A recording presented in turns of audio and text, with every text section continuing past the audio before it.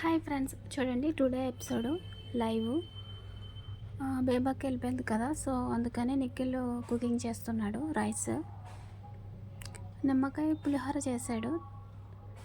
And దీని కోసం ఏదో చేశాడు, బట్ అది క్లియర్గా తెలియలేదు. అందులో ధనియాల పొడి లాస్ట్ వేస్తాను అన్నాడు నిఖిల్. అందులో ముందే పెప్పర్ వేసేసావని సోనియా అడిగింది.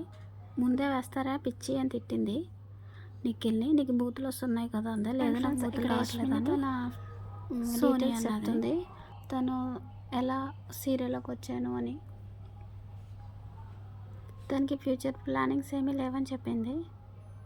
తను ఏమనుకుంటే అది జరుగుతుందని చెప్పింది. అండ్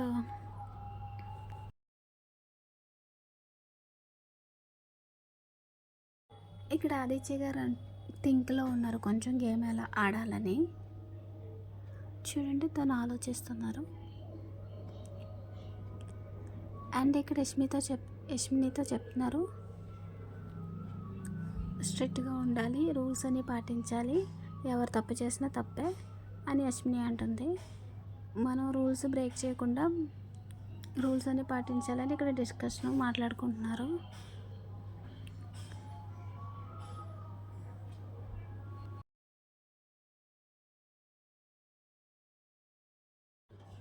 ఇక్కడ నిఖిల్ వంట చేస్తున్నాడు అని చెప్పాను కదా, చూడండి తనే చేస్తున్నాడు. 2 రకాలు చేశాడు.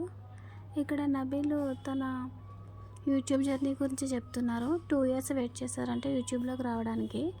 2 years తర్వాత ఇది 3వ సంవత్సరం అంటే ఇప్పుడు యూట్యూబ్లోకి వచ్చే బిగ్ బాస్లోకి వచ్చే ఛాన్స్ వచ్చిందంట. సో మా ఇంట్లో వాళ్ళందరూ హ్యాపీగా ఉంటారు నేను వచ్చానని, నన్ను టీవీలో చూసి అని చెప్పారు ఆయన. ఇక్కడ విష్ణుప్రియ స్ట్రాంగ్గా ఎలా ఉండాలి, గేమ్ ఎలా ఆడాలి అండ్ ఫైర్గా ఉండాలని ఆలోచిస్తూ మైండ్లో అవే థింకింగ్స్ ఉన్నాయని చెప్పింది. ఇక్కడ ఆదిత్య గారు ఏం చెప్పారంటే, ఏడిపించి ఇది ఇక్కడ పని అవ్వదు, అలా ఎందుకు అని ఈయన అన్నారు. అవునని విష్ణుప్రియ అన్నదే.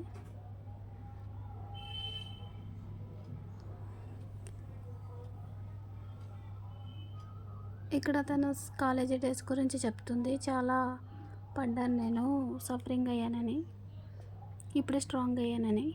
యష్మిని ఒకప్పుడు చాలా అమాయకంగా ఉండేదని, ఏం తెలిసేది కాదు నాకని. నాకు రష్మి అని పేరు ఉండేది, బట్ యష్మిని, యశస్విని, రష్మి అని 3 పేర్లు ఉన్నాయి నాకని చెప్పింది.